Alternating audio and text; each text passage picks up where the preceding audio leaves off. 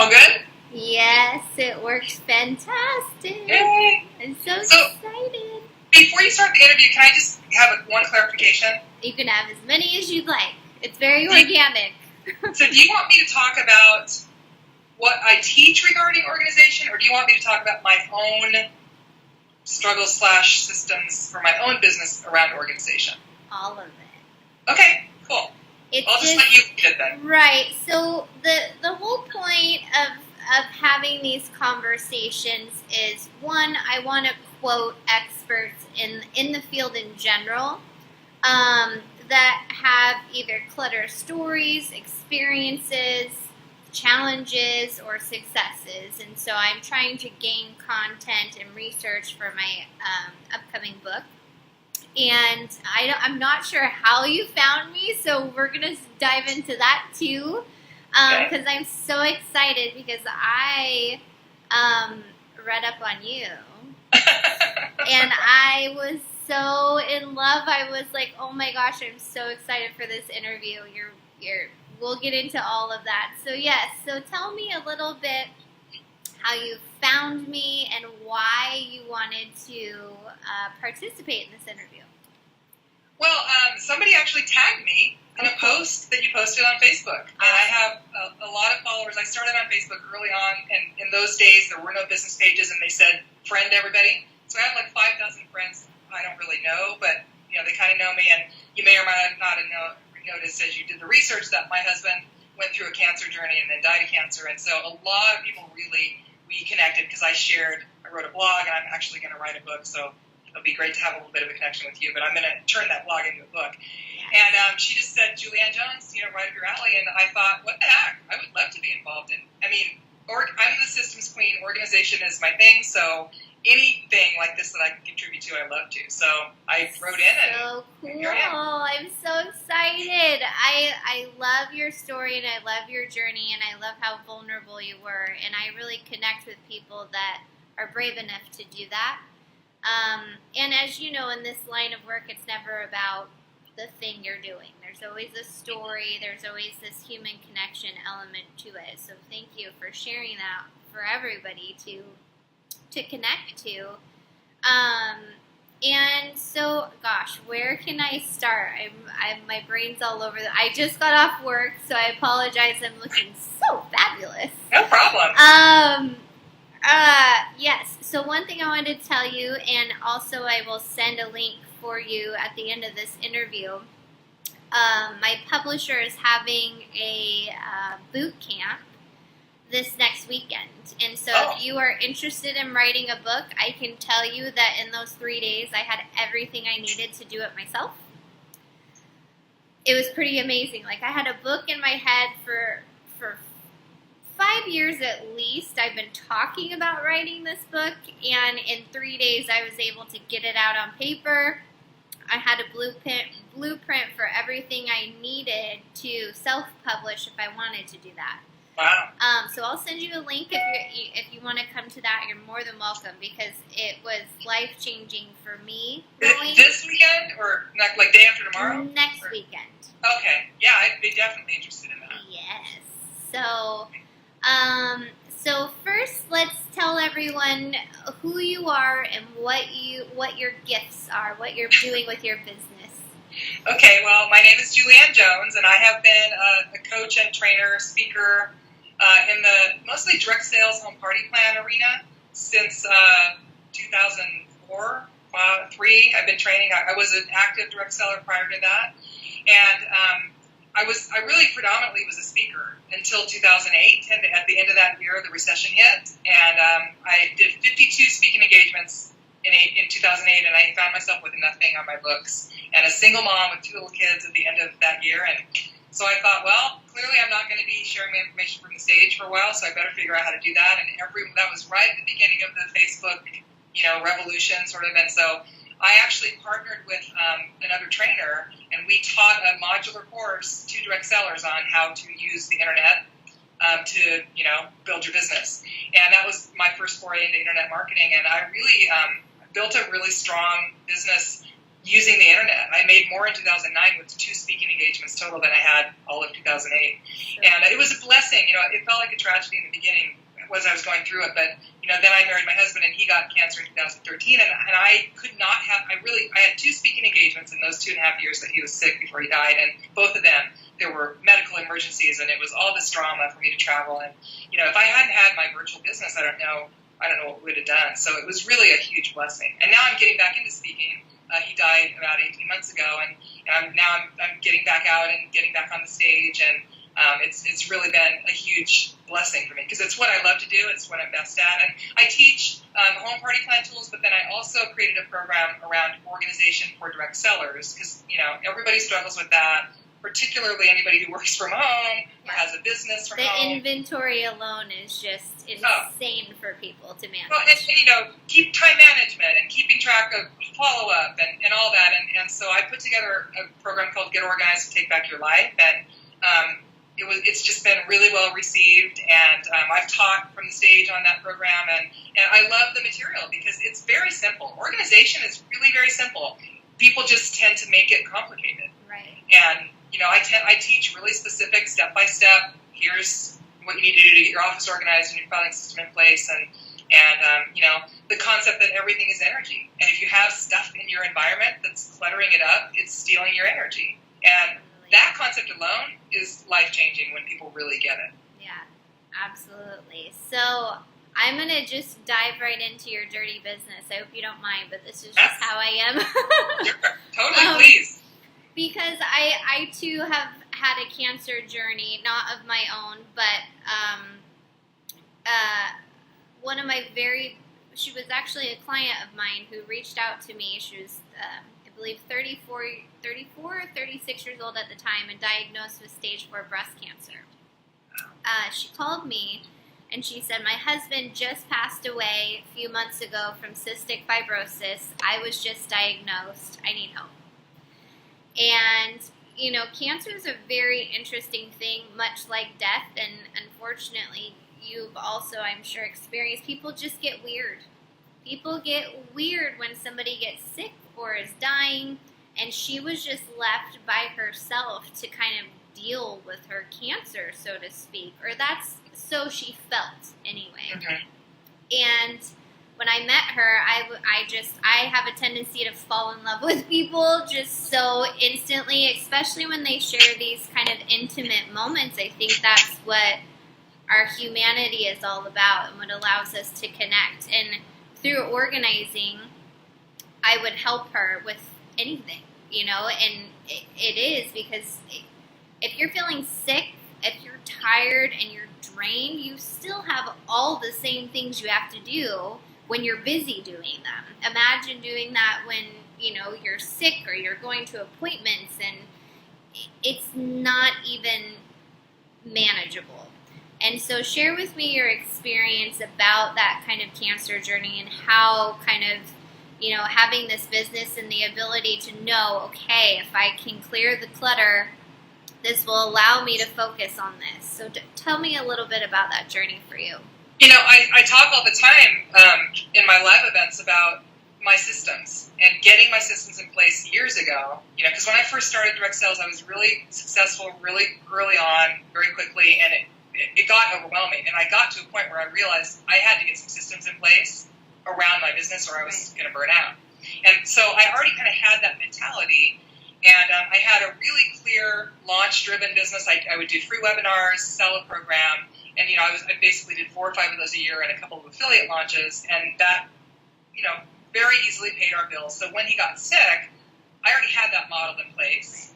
I did have an assistant, and it was really unfortunate. She actually quit the day I brought him home from the hospital the second year. It was not pretty. So I did have to do a little bit of managing of my own business where she had kind of been doing that for me. But the truth was, I have all my inboxes in my email figured out and sorted, and everything when it arrives goes where it's supposed to go, and all those things were set up ahead of time. And it was a huge blessing because I was working from hospital rooms a lot. I did a webinar one time sitting in a hallway, entryway in a hospital. It was the only quiet place I could find. And I had, 100 people on the webinar. And I would just say, hey, this is what's going on, and here's where I am. I think that I've always said that my systems feel to me like the eye of the storm.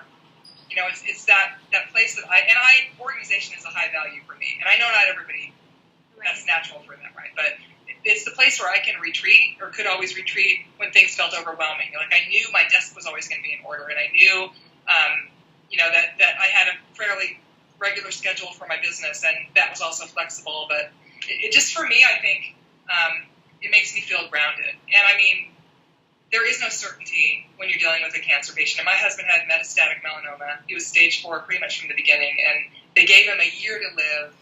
In May of 14, he lived about 16 months, but the last 9 months were just really brutally hard. And, constant illness and hospitalization, and, trying to find the next treatment. And then, of course, the journey through hospice and the 2 weeks it took for him to die. And I mean, I'm grateful for the business that I had and the systems that I had, because it allowed me to step away. You could be with them.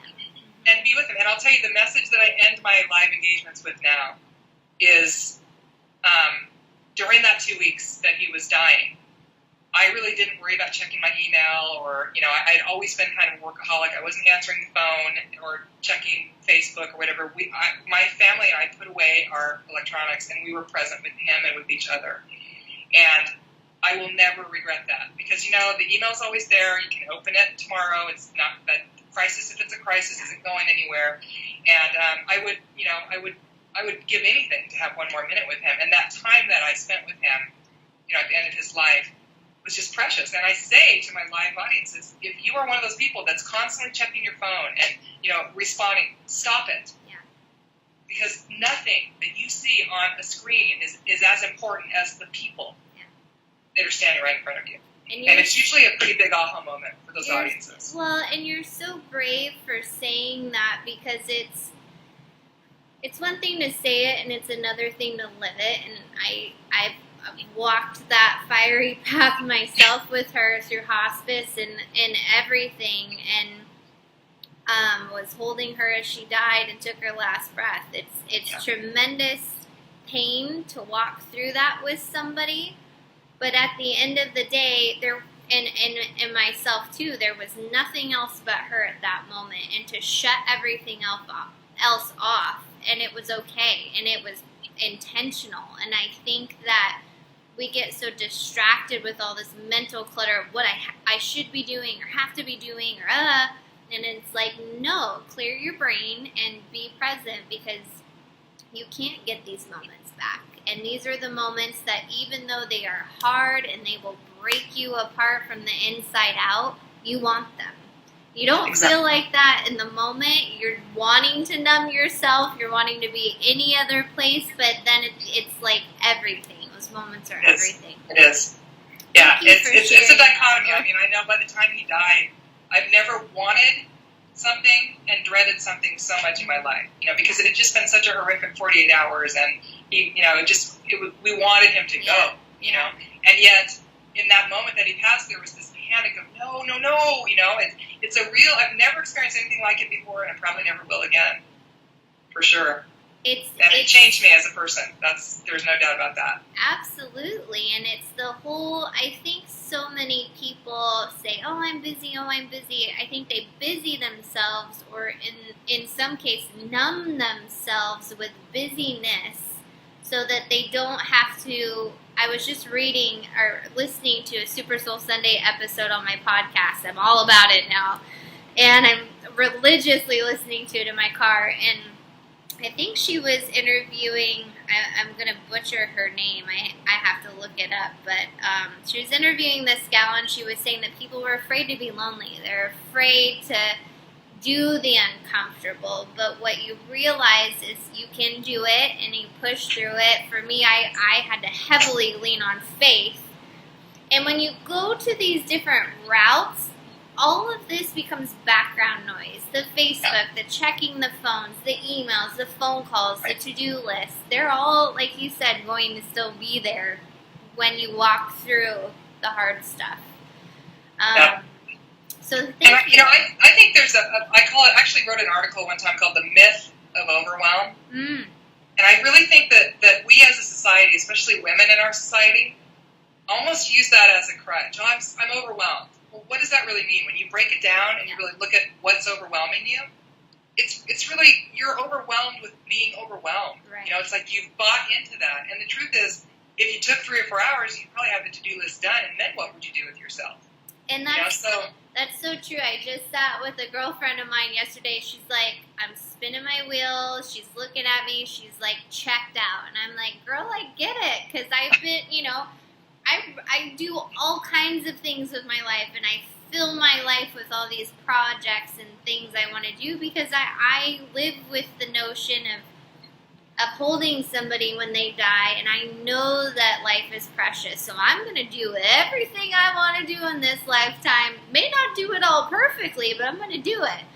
But I just looked at her and I said, okay, let's take your brain and everything that's stressing you out, everything that's not working, let's make a list, check it off. Okay, this project's 5 minutes. This does not need to, I think it's just a matter of really getting outside of yourself, and working with a professional like yourself helps because it's like a personal trainer. Like, you're in your mess and I'm an outside view. And yes. Here's how I can help break it down so it's accomplishable. And then you feel like, oh, okay, the mountain has moved and passed.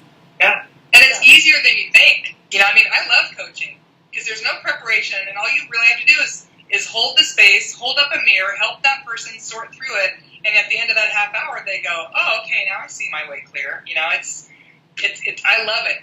I'm getting back to more personal coaching, and I really am glad because I've missed it. It is cool. It's such an open space because, you can't prepare for it. You never know where you're going to be in that moment, and it's just completely of service, and I feel like I get more like rapid fire in the moment when I don't prepare so much, Exactly. Like I want to know the circumstance and all that. Like I've done with your website, for all those watching, listening, wherever you are, her website is phenomenal. That's my stepdaughter. My stepdaughter is my web designer, and she's Chelsea Marie. I am Chelsea Marie. She's amazing. And really, I'm blessed. It. She did a wonderful job with your website. And I love that, you have really niched yourself, which is really cool. I absolutely love what you have to offer for everyone who is wanting to. Julie's website is juliannejones.com. Love you. Anne with an E. That's Anne with an E, because my mom wanted to make my life a living hell, so she added that E. My mom did Nicole with an H, because she had to spice it up. That's so funny. So tell me, I'm going to just kind of rapid fire some questions for you, for readers of the book, for somebody who wants to live my life more simply. How can they cut the clutter from their life? One of the exercises that I love is actually I have a whole process for clearing out your office and like restaging, organizing your office. And one of the steps is you get everything, you empty it all, basically. You put it all in boxes, you get it out. And then before you bring anything back into that space, you pick it up, you ask yourself, does this add positively to my environment or does it steal my energy? And if the answer is it steals my energy, then don't bring it back into the space where you work. File it, throw it away, delegate it somewhere else. But that for me has been probably the biggest, that concept of everything is energy, and it's either positively contributing to your environment or it's stealing from you. And, I know people think, and I always tell this quick story about, I bought a program one time, it was $1,000. It was, tapes and workbooks and whatever, and I put it right in the middle of my hot zone, the area where I work, because I thought, I can't ignore it if it's there. And every time I looked at that, and there was a deadline, it was a 1-month deadline to get my money back if I didn't like it. So it was $1,000. Every time I looked at that and thought, it's in my way, and moved it, I energetically was like, oh, I gotta do that. It's $1,000, And I went through that multiple times a day for about 3 days, and finally I went, really, Julie? How about if you move that? Put it on your calendar, find a time to do it, but why is it in your space so that every time you look at it, you feel guilty and anxiety? And that's really typical, I think, for a lot of people. There's stuff in your space that is multiple times a day stealing energetically from you. And you have the choice to move that out, to get rid of it. And that will simplify your life faster than anything else. It's so true. And we have that emotional attachment and energy to the craziest things. Like, I know for a lot of my women clients, just magazines. Because they love magazines, but they just do not have the time to sit, you know, and they get mail of magazines every month like this, and then they pile up, you know. And so, and that really is true. If you don't make time, like literally put it on your calendar, give yourself a timeline, deadline for doing it, there's no point, because it's just making you feel guilty for not doing it. Exactly. That's so true. Well, Julie, how can people engage with you? What are the next steps? What would you like to offer to anyone watching or listening today? I mean, I have a really active Facebook business page. You know, Julianne, it's facebook.com/Julianne Jones Inc. INC. And I'm on there every day, and I also have a very active personal profile, and you're welcome to follow me, and that's just Julianne Jones. And, you know, so both of those ways. Obviously, Facebook is, you know, I'm not really on Twitter at all. I do LinkedIn some here and there, you know, Pinterest and all the rest, but Facebook is pretty much where I hang out. And my website, as you said, there's a great contact page there. I've written an informational, no sales, just purely informational blog for about the last 8 years. I started 3 times a week, and then I'm down to about once a week now, but it's a treasure trove of a ton of really great information, and especially the last year or two, I've written more generally about, you know, organization and mindset and a lot of the things that I teach from a coaching perspective. So some of it is really direct sales driven, and if you're a direct seller, you'll find all kinds of great stuff there. But a lot of it also is, you know, leadership and motivation and you know, how to make your mindset work for you. I'm a real believer in, you know, energy flows where attention goes, and so making sure that you have those tools in place, you know, is really important. So that's a big part of what the blog will teach you. And so yeah, you can connect with me there. There's actually an opt-in. There are a couple of different options. If you want to opt in, I'll send you a gift. Either way, if you're a direct seller, I'll send you a booking roadmap to fill up your calendar, because that's the biggest issue all direct sellers have. And if you are just an entrepreneur or a business person or just someone who wants to connect with me, I actually have a 3-step changing your mindset, kind of a roadmap. It's not really an e-book, but, you know, it's sort of a course, a small e-course. And it's an ethical bribe to get you to opt in to my mailing list, and then we'll connect. And I send out emails periodically. I don't do a lot of selling ever on, you know, Facebook or the website. And I'm kind of changing my business model. I've done free webinars with a sales process there, and that's a really crowded space now. So I'm looking at some different ways to reach my audience now.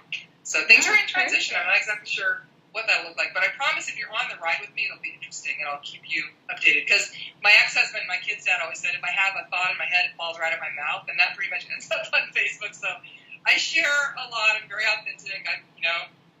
I guess I wouldn't really know how else to be. So prepare to have, you know, probably too much information if you do decide to connect with me. I love that, though, because it's like you can't help it but to give, and that's so awesome. And I really thank you for sharing your personal journey, and that really connects with so many people. And to lighten their load a little bit, you really are bringing gift into the world, so thank you. I hope so. Thank you. It's made a difference for me. Being able to share and process was a huge part of my recovery after my husband died and during his cancer, too. So it's been a gift for me as well. Good.